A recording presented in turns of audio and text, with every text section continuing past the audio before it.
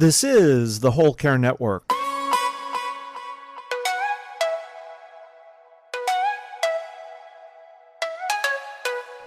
Helping you tell your story one podcast at a time.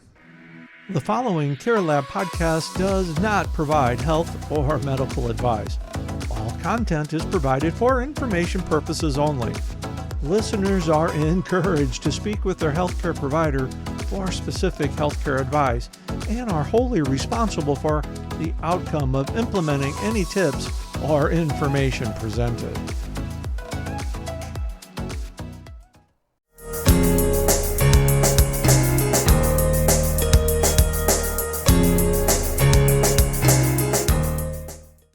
Hi, everyone. Welcome to Care Lab. It's Care Lab Day. I'm so excited. We have an awesome guest today. And also, it's just Friday, which makes it awesome. So, welcome to Care Lab. Always best day. Care Lab's day, always best day. And I am really excited today because we have a kind of extra special guest.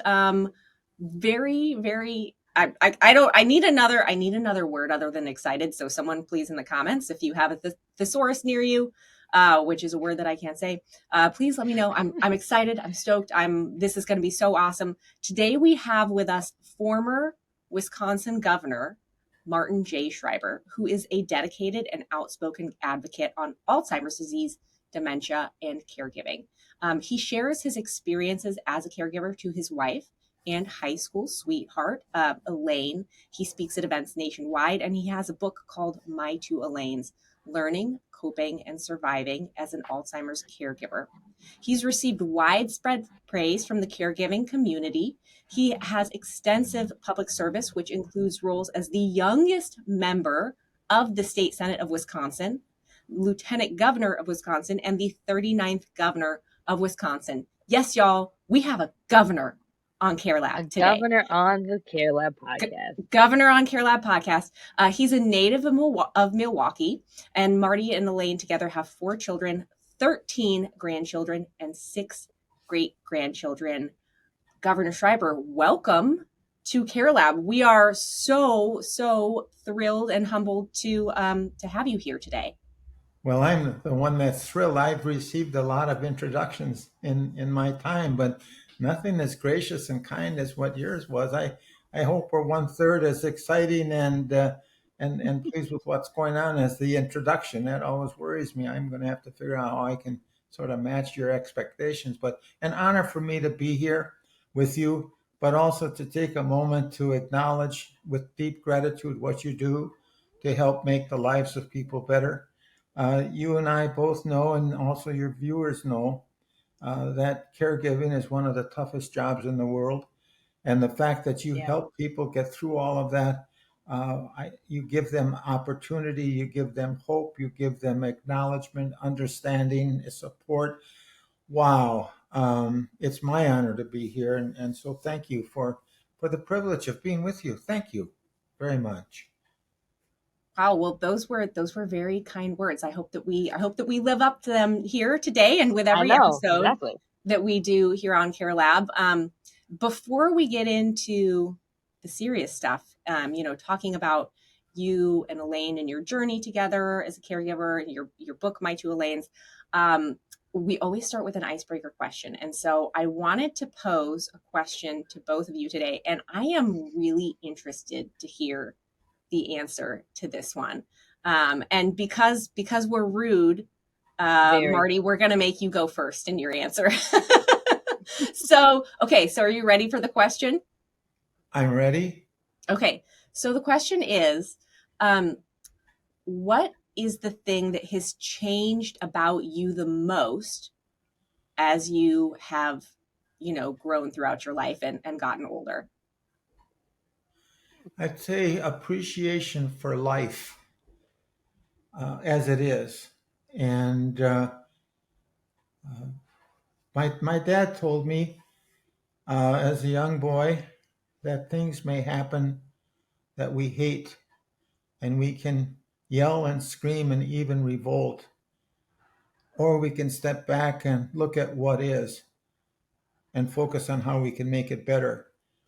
And so going through this journey with Elaine, those many, many years, I think of life and I think about the simplest things that really can bring us joy just by being together and having an opportunity to share a special moment of a beautiful bird or a wonderful flower or a great walk or the singing of a song together. All of those things become so more meaningful.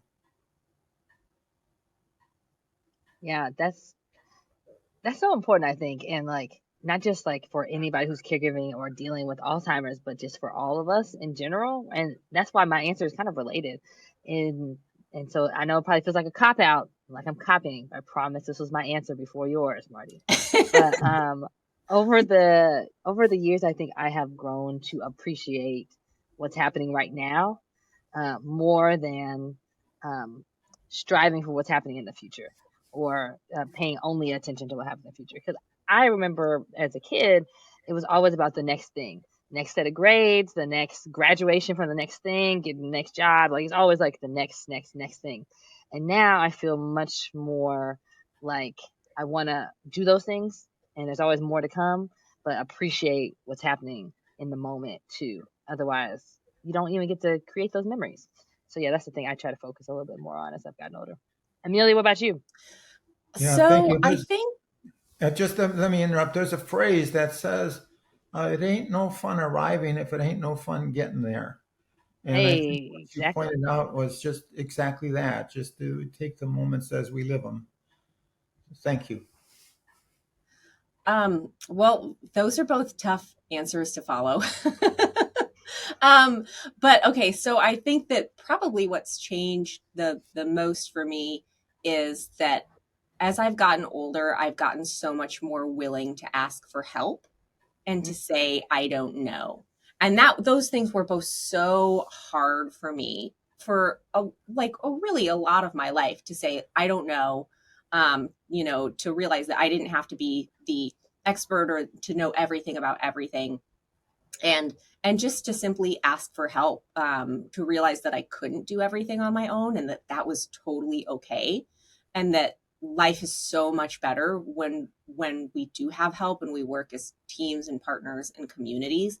And I think that for me, like when I made that transition in my own mindset and in my life, it was just such a great weight lifted off of my shoulders to think that like, oh, thank goodness I don't actually have to be responsible for all this. I can get help from other people when I need it. And I think that's been Yeah. like the most life-changing change for me so far. But isn't the fun thing about life that we never really stay the same, right? Like we think of ourselves as these static creatures, like that we've arrived and this is where we are and this is where we're always going to be, but like nothing could be further Mhm. from the truth, right? Mhm. When you mentioned asking for help, in the many caregivers that I have had a chance to meet with, your message is so very, very important. Men particularly don't want to ask for help, and they think it's some kind of bravado to do it on their own. And I think what you're saying when you ask for help, what it really means is you're not giving up. I have Mm. seen, particularly male caregivers who who are so distraught, and by God, they're going to beat this disease, and by God, they're going to take care of themselves, and they made this marriage promise and so forth. Well, the fact of the matter is, if we are surrounded by an enemy, and there is absolutely no way of us getting out other than to go for help. To not go for help means you're giving up. To go for help means you are showing courage, you are showing intelligence, you are showing bravery. And so, if we can help more caregivers understand just what you said, the life changing experience when you have the courage and the intellect, the knowledge, the understanding to ask for help. The decency, really, it's the decency to ask for help because what happens, as you know, when you don't ask for help and you try and do it yourself, you get worn down and you Yeah. become maybe useless to your loved one, but sometimes useless to yourself or to your children or to your grandchildren. So anyway, great, good to be with such wonderful people. I I I think have on that topic too. Go. No, go ahead. Go ahead. I was just gonna say, like, when you look at it from a overarching view over the whole country, the numbers say that the majority of caregivers tend to be women because women live longer than men, and because it's the female children that end up taking care of their parents more often than other times. And so I think it's really interesting that you brought up the fact about, like, specifically men being caregivers and having sometimes a barrier to asking for help and maybe getting worn down more. Do you mind telling us a little bit more about how, I mean, you've not been a woman, I'm guessing, so you can't really compare it, but like how you've experienced that from your perspective, and then also the other men that you've engaged with as being caregivers, and like why it feels meaningful and important. Well, I sit here and I think one of the things that comes into play regarding asking is asking for help, and that is we cannot beat this Alzheimer's disease head on. 22 years ago, when Elaine was first diagnosed, there was no cure. It can't be prevented. Today, by the way, would be her 85th birthday if still alive. Today, Alzheimer's Today? still cannot be cured or prevented. Yeah. And so because it cannot be cured or prevented, we know we can't take this disease head on. But what can we do? What is realizable? Well, what we can do, what is realizable, is help our loved one live their best life possible. And how do we help Hmm. them live their best life possible? One of the ways is as caregivers to keep ourselves healthy, to make sure that we don't develop irrational irritability, to make sure that we keep ourselves strong and don't get sick ourselves. And so that's where asking for help comes in, to know that our goal, our realizable goal under the current circumstances, the only realizable goal is to help our loved one live their best life possible. And we can help do that by making sure that we take care of ourselves, but also by asking for help, we help take care of ourselves as well as our loved one live their best life possible.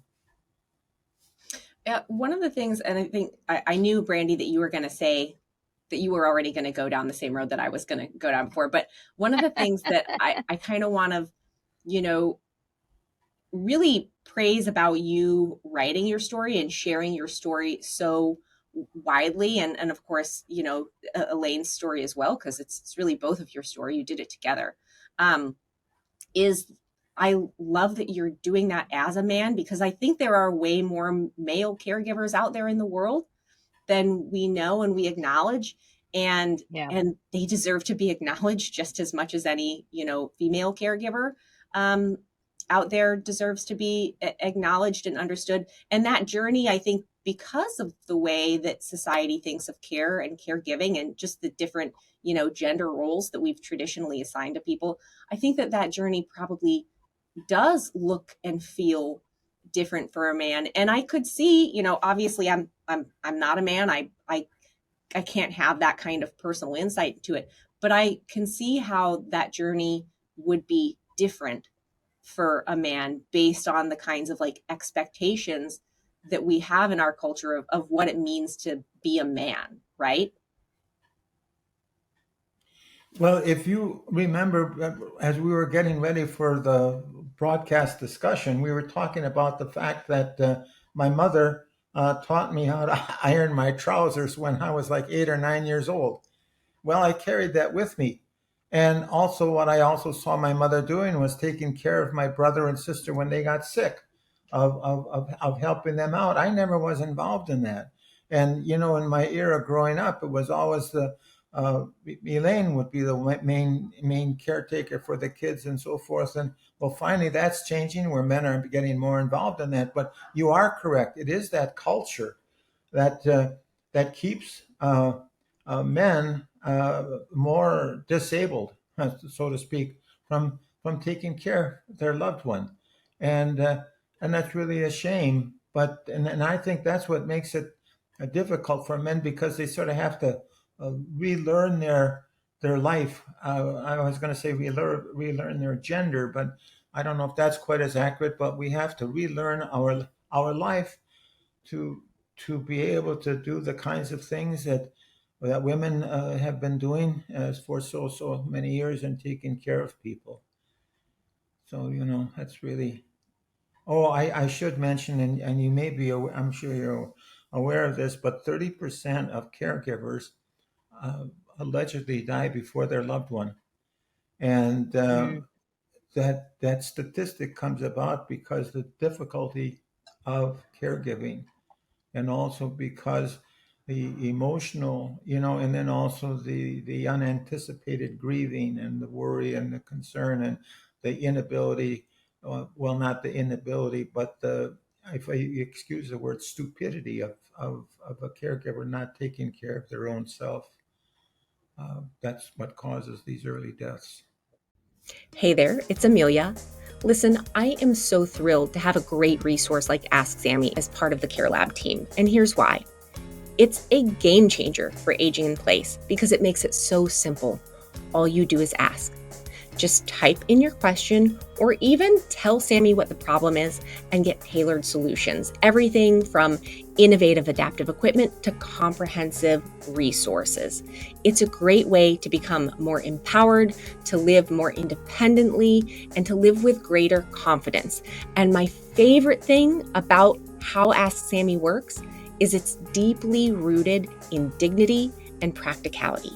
So, whether you're a fellow therapist, a care partner, or someone who's seeking solutions for themselves, visit www.asksammy.com. We're going to link it in the show notes so you can find it there. Start making home more accessible today. Now, back to the show. yeah, and that's hard too because like the reason people are working themselves to the bone is because they care so much for the person, and it's similar to what you were saying earlier. It's like not putting up the not asking for help and not taking care of yourself is actually giving up, as opposed to what I think we package it as when we think about it. It's like, oh, I'm working hard to the bone. This demonstrates my love and care for my person. But how good is that if you're not here to help them, right? And probably haven't come up with a plan to find someone to be their helper when you're not here, right? Because you don't expect that to happen. You're the one providing the care. And so tell us a little bit about like why you felt it was important to talk about caregiving and tell you and Elaine's story in the form of a book. Well, first of all, to just piggyback on what you said about the caregiver taking care of themselves, my children actually had an intervention. They sat me down and they said, "Dad, you're going to be dead before Mom if you don't take care of yourself." And and so that really was an important experience for me to go through, because as you said, you try and do your best to help your loved one, and no matter how hard you work, because the disease is regressive, it gets worse the next day, and you think you just mastered it yesterday and everything will be hunky-dory, and now all of a sudden your loved one has regressed, and now you have to do the same thing over. And so what did I do wrong? What could I be doing better? If I put in 6 hours, 8 hours is going to be better. If I put in 8 hours, 10 hours is going to be better, so forth and so forth. And then the gradual deterioration of the caregiver. So that leads us into the question of why I wrote the book. What happened was I found out, discovered that if there's one thing worse than Alzheimer's, it's ignorance of the disease, and ignorance Mm, of the disease by the medical profession, by caregivers themselves, ignorance of the disease by communities, by churches, by synagogues, by parishes, ignorance of the disease. And it's just, there's just so much misunderstanding of that. And so when Elaine was first diagnosed, I had no idea that one of the best things and most important things I could do was to join Elaine's world. Because as long as I argued with her about it didn't happen on a Saturday, it happened on a Sunday. It wasn't the Smiths, it was the Joneses. Why did you put the car keys in the dishwasher? Why are you asking me the same questions over again, and so forth? And so, because I was ignorant, the Elaine's world was so much more challenged because of me being an irritant, criticizing, asking questions. Why are you doing this? My world was very, very frustrating. And so finally, by understanding the idea of learning to let go of the person who once was so we can embrace this person who now is. So I saw that. But then also, I had a friend whose wife had dementia, and he would argue with her and say, "You can't have another blanket. I just gave you another blanket. You can't have another cookie. I told you," and so forth. And I saw that as I better understood this disease, how harmful that is. And I said, "Wait a minute." I said, it would be like if I would have walked a very arduous, difficult trail. And now I'm sitting at the beginning of the trail. I've completed it. And now someone else is going on this trail and this journey. I wanted to say, look, please sit down for a moment. Just sit next to me and just listen. Just let me share with you a little bit about what I've learned, how important therapeutic fibbing is, for example, how important it is to join the world of the person who now is, how important it is for you to take care of yourself. That's why I wrote the book. I did not want to have other people experience the misery that my wife and I experienced because I was so ignorant of the disease. And I hope it helps. Is that it's my two Elaines, helping caregivers learn, cope, and survive, and maybe even adding on thrive even. But that's just more of a challenge, isn't it? I really like how you phrase it as joining her world. When I'm teaching about caring for people with dementia, I'll often refer to it as like, just being in the moment with that person wherever they are. I think that the way you phrase it is better, honestly, just joining that person's world, because the fact is we can't argue with their reality. You can't argue with anyone else's reality. The way that someone experiences the world is their experience of the world. And the more we rail against that, the more everyone digs their heels in, and the more both people are miserable. I think, kind of going back to that idea of caregivers taking care of themselves, when we as caregivers of people with dementia allow ourselves to join that person's world and be in that moment with them, it's a great sense of relief and relaxation and a better experience for both people involved. Is That's what I have seen and what I have experienced. Is that similar to what your experiences was too when you did join Elaine in her world? Absolutely. But while you're talking, what comes to my mind, I did a Barnes and Noble book presentation, and we had a discussion, and a lady stood up. Her name was Linda. She was like in her mid 40s. And she said, she said, my dad has Alzheimer's. And she says, one day I'm at work and I get a call from my mother, say, come home quick. Dad's really acting strange. He's really acting very strange. Come home quick. Well, she said she rushed home, and when she walked into her parents' home, she walked, and here her dad was in the living room, and he was going like this. And what he was doing is, in his mind, he was, she walked to say, Dad, what are you doing? Well, he says, I'm fishing. Well, she says, can I fish with you? And he says, sure. She went on to point out that experience, even what they were doing in the living room, acting like they were fishing, that was one of the best experiences she had had with her dad over the course of a long period of time. Well, now what happens is the episode is over. And what is happening is that she's in the process of leaving. Her mother says, what do we ever do if this happens again? And she said, Mom, get in the boat with Dad. And that really hit home for me in understanding what you said, and that is about joining the world of the person who now is. And for caregivers, however, what adds to the challenge, in order to join the world of the person who now is, we have to let go of the person who once was. Oh my gosh, we all know how hard, how very, very difficult that is. But by the same token, let me just mention one thing about joining their world. Elaine asked me once, how are my parents? And I said, well, they're both dead. Well, the shock on her face when she realized she didn't say goodbye, much less attend the funeral, I promised myself I'm never going to put her through that again. And so then what happened that next time she asked me, how are my parents? Oh, I said, Elaine, I said, your mom is doing great. I said, she likes working at church. Your dad likes his sports. And she said, that makes me feel so happy. So, well, that's what I call therapeutic fibbing. Therapeutic fibbing. There's two things about therapeutic fibbing you should know. One of them is I tried it the first year of marriage. It didn't work so good. It didn't work. No, The, it tends not to that early on. uh, and the second thing about therapeutic fibbing, and not everyone believes me on this, I want to confess and tell you not everyone believes me on this, but I was there actually at Mount Sinai when Moses went up to the mountain and he brought down the 10 Commandments. I helped him.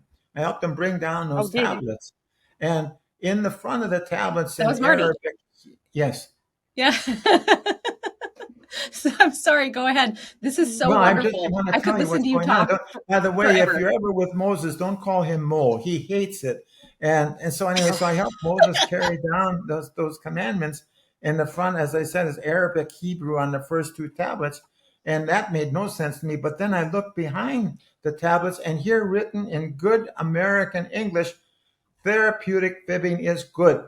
Therapeutic fibbing is advisable. Therapeutic fibbing can make life better. And so people who are worried about telling a lie to people with dementia don't have to worry about that because it's very clear in the 10 Commandments that therapeutic fibbing is good, advisable, yes. helpful, life changing. Yep. It's like the idea that as adults we feel like if I can just educate or make it fun or do something like that, I can rationalize with someone to get them to believe what I believe or think what I think or whatever, right? This is like a fundamental principle that we all use, right? Is to try to convince people to do things. But we don't do that with children, right? Like we don't try to convince them that they need to do XYZ. We do lots of other things to, be a part of their world and we do that because we know that their brains aren't as developed as ours are and they live in a different kind of experience, right? As kids. And so we just accept that. And then as they get older, we give them more as they can handle because that's a progressive process, right? And then if we could like switch our mind frame, which is so hard to do because your person is your person. That's just why like the title of your book is so, I think, telling Hmm. because Elaine, it's your two Elaines, right? And like, I don't want to speak for you as to why you called it that, but I immediately recognized this because we took care of my grandmother, my mother's mother, as she had Alzheimer's. And I knew her before that. And then when she was living with us, and as it regressed, she was not the same grandmother that I had before, right? And so it takes a lot to accept that. And then when you do accept that, then you can say to yourself, therapeutic fibbing is okay because we're not trying to get to a place of understanding. We're trying to be a part of their world and have a comfortable existence now until whenever, right? And so like that's what the goal is. The goal is not to raise a kid who's really smart and engaged in economics so they need to know the right things. Your goal is to enjoy the life that you have right now. And so that's why the 11th commandment works out.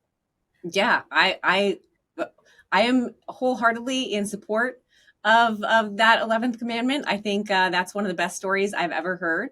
I'm definitely going to share this idea of therapeutic fibbing because you're right, and that is kind of one of the main ways that we can join into another person's world and really be able to enjoy that moment with them. I think that, and I would never in any way diminish the devastation that can come along with dementia and the grief that is involved with with a dementia diagnosis and caring for someone with dementia, and also for the person who is personally themselves going through that journey with dementia. I would never ever diminish that, but I do think that what you're sharing here in your story and in all of this, like all these wisdom bombs that you're dropping on us here, is that there are opportunities for beauty and real meaningful connection with this person that you love,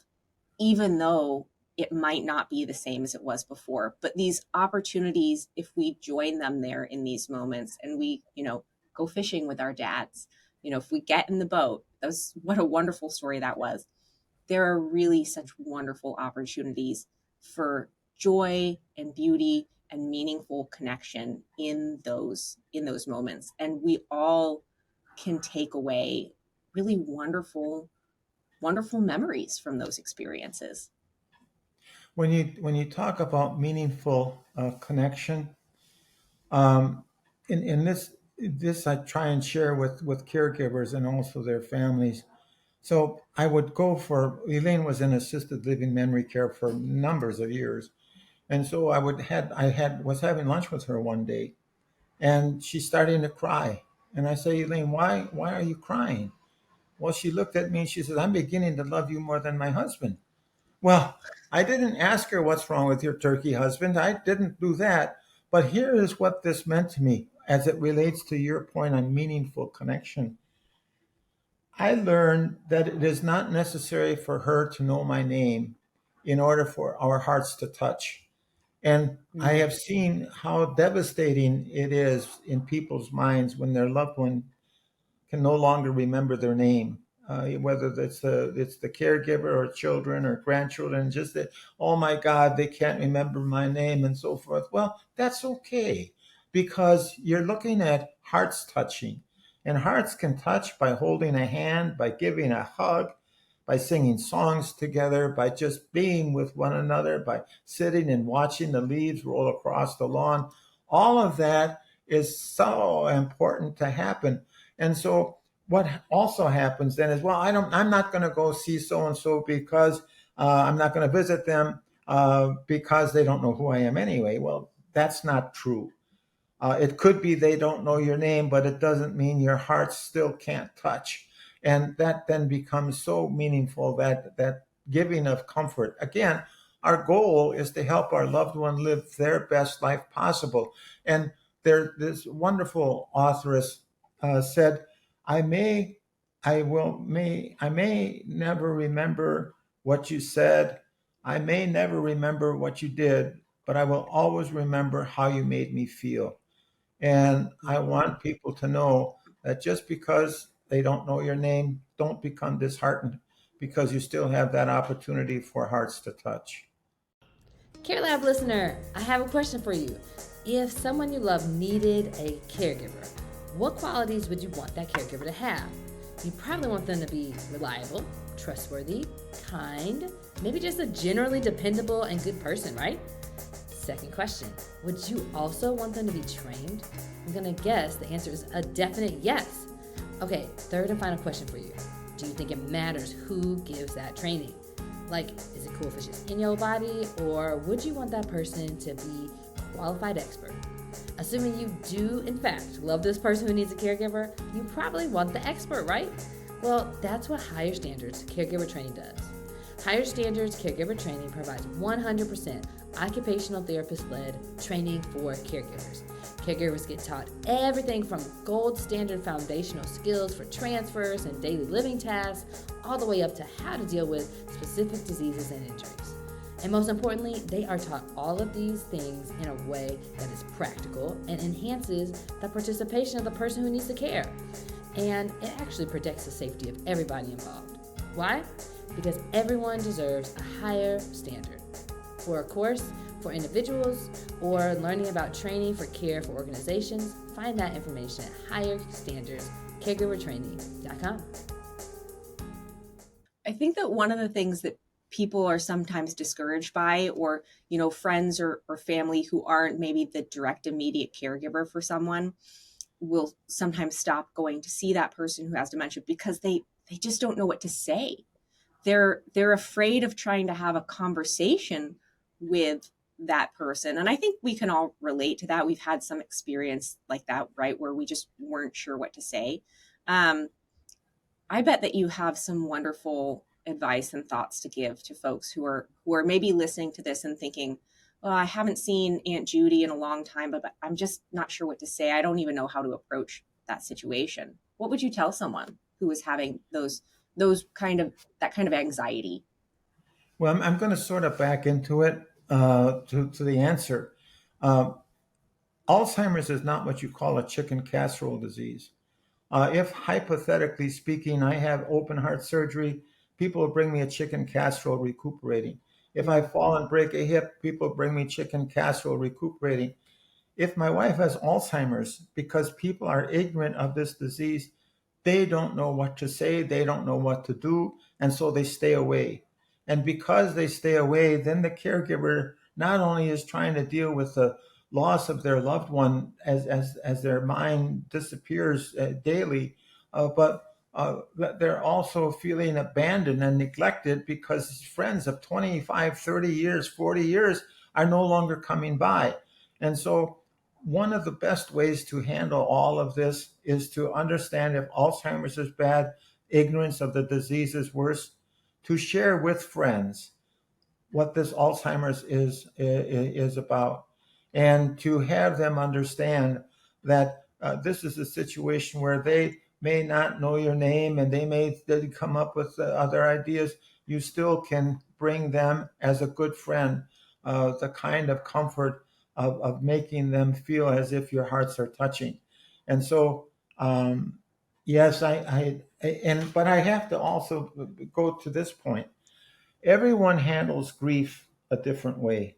So Elaine had two sisters and a brother, and some of them came, and some of them never came. And it gets to the point where I have to learn that it is not my role, my job to tell someone how to handle grief. And so if someone is truly grieving and they can't really handle the visitation, I have to understand and accept that. But by the same token, not everyone is that way. And if we can help our friends, our neighbors, our relatives, siblings, and so forth better understand this disease and have them know that even though they don't know our name, they still will feel refreshed and comforted by the fact that there is that kind of visitation, that kind of getting together. Are there some ways that you either had people that participated in your lives together or would have been helpful to you, to kind of give people some concrete examples about ways that they can continue to be a part of somebody's life, even if they do have Alzheimer's? Well, I had a niece, I have a niece, but anyway, she knew when I would be there with Elaine at lunchtime, and she would stop by and bring flowers. Well, Elaine would get the sense of the flowers and so forth. I would get the comfort of being acknowledged as a caregiver. I was comforted as being acknowledged as someone who was going through some really tough challenges. And so that's an example of someone bringing, being with you at the time of just visiting with your loved one. And my brother Bob and his wife Rose, they were just truly outstanding too, in the fact that they were willing to, be with me and understand and to listen to what I was going through. If people can understand that by visiting, they're not only helping the person who is ill, but they're also helping the caregiver. My brother would want to help out his brother. I would want to help out my brother, my sister, and so forth. And so to know that just because you don't want to go visit the person who is ill doesn't mean you still cannot visit the caregiver and be with them at the time they're with their loved one to make, some kind of a more comforting experience for them. But that is what comes to my mind at the moment.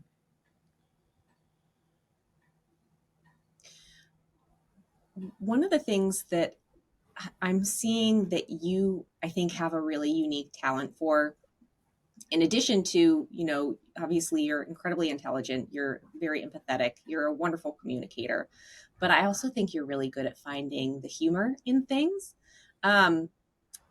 Can you talk a little bit about ways that you were able to find kind of humor in your journey, even though sometimes it was hard, and how people can find humor in their own days, even when maybe they're having a tough day caring for someone they love?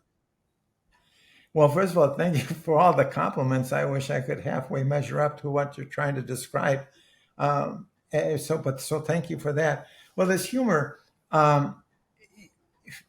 we need humor. And when I visit with people and when I have my book discussions, it seems like almost caregivers have to have an excuse to laugh. It seems that caregivers, we're so uptight, rightly so, with what is going on in our lives. We're involved in the emotional loss, and now we're wondering, well, what's going to happen after my loved one dies. How long will my loved one be surviving? What kind of food can I have? What will I have enough money? And so all of that is going on. But then if we can get some kind of momentarily of a laugh, and like I said, when Elaine said she's loving me more than her husband, and like I didn't ask what's wrong with your turkey husband, that to me sort of struck me sort of funny, and I had a chance to repeat that to friends, and so on, and to just look for opportunities. So I sometimes tell the story about how I'm with Elaine at lunch, and she gets on this tangent where she it's telling me and everybody around how intelligent and how good looking I am. And so I tell people, well, what happened was that there was a doctor and a nurse at a nearby table, and they heard Elaine tell everybody and tell me how intelligent and how good looking I am. And they said, Elaine is getting better because she knows her husband is intelligent and good looking. And then I go on to point out that they wrote an article for the New England Medical Journal, and the New England Medical Journal, not being dumb, is they wrote back and they said, you have to show 3 things where someone is getting better. You only show 2, intelligent and good looking. And so so a period of time went by, and now Elaine and I are having lunch again. And now she get on one of these tangents. How did we meet? How did we meet? I said, Elaine, when we were freshmen in high school, we sat next to each other in Latin class, and I fell in love with you right away. And I said, I knew I wanted you for my wife. I knew that you were so beautiful and kind and so forth. And I said, not only that, I said that if any boy got within 50 feet of you, I popped him on the head. Well, she looked at me and she said, you're a bullshitter. Well, now they have the 3 things, okay? And so you can look for a New England Medical Journal article around October, November, where they say Elaine Schreiber had gotten better because she knew her husband had these 3 attributes. And so, but humor ends up becoming so important, and I try to incorporate that as much as I can. One maybe sharing a situation with you, I point out that this disease takes us to places we never thought we would be. Did I ever think I would be able to be on a show as quality of what you have, and to be talking with people like I am talking with you and so forth? Never. And so I use the example of, I was elected to the state Senate back in 1962, and I was a member of the state Senate Education Committee.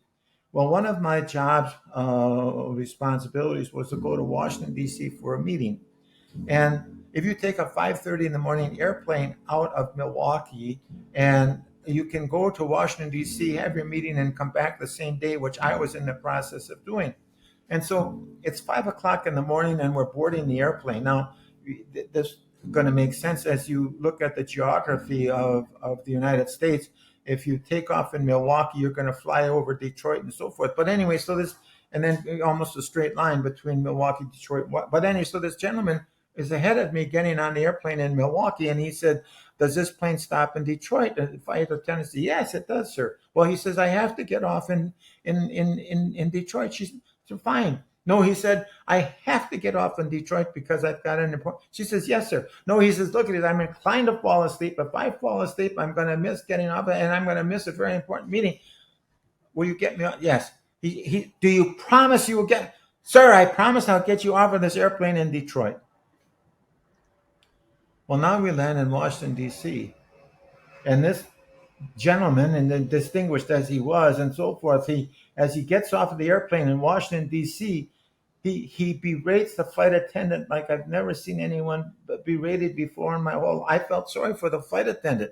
And after he had left, I walked up to her and I said, oh my gosh, I said, that man was angry. He was so angry. And she said, he was angry. You should have seen the fellow I put off in Detroit. So anyway, so it's humor. It's trying. It's an open. I think it's an opening of the heart, a refreshment of the existence. just to have that kind of a, oh, I don't know, the soothing kind of effect. And I try and as much as possible as I visit to give people an excuse to laugh and to try and have as quality life as they can have too. Well, Marty, we really appreciate you coming on Care Lab and sharing your story. Where can people find the book at so that they can read it for themselves? Well, first of all, thanks for asking. We have a website, My Two Elaines, all one word, my2elaines.com. And so that would be one of the places, but I know that our area, Barnes and Noble, has them, and I don't know, I think probably through Amazon and so forth. But and then also, please let everyone know that this is a mission for me, and if anyone needs or would like a talk, a visitor, I don't charge. I ask maybe that they buy a couple books, but I don't charge. And if there would happen to be a situation where there is a profit from the sale of books, it goes to support caregiver support groups and so on. But my2elaines.com, that also has sort of the schedule of where I'm supposed to be next. I'm scheduled to be down in Mississippi for a bit, up in Minneapolis for a bit, and so forth. But no, I'm glad. I would be so honored to share my book.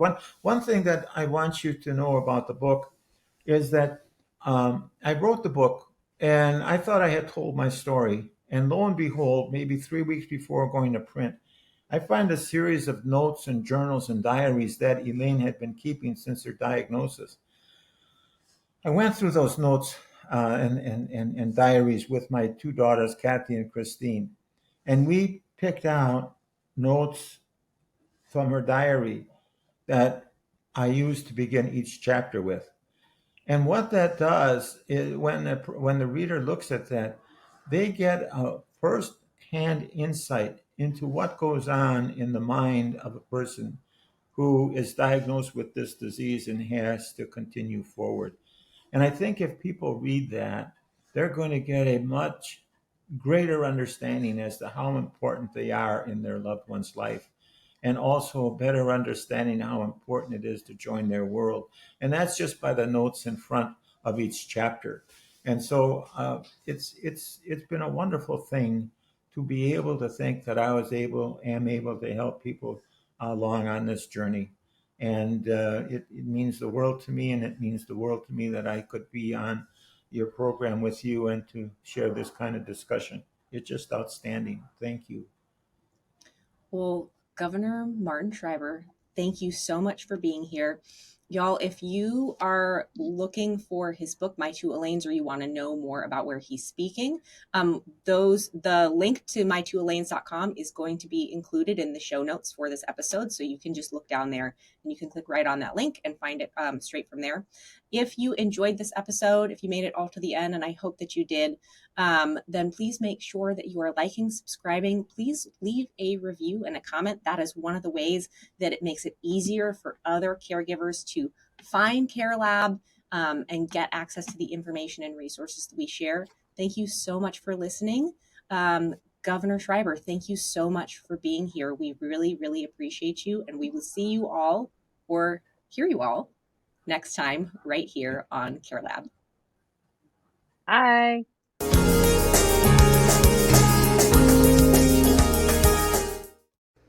This is the Whole Care Network.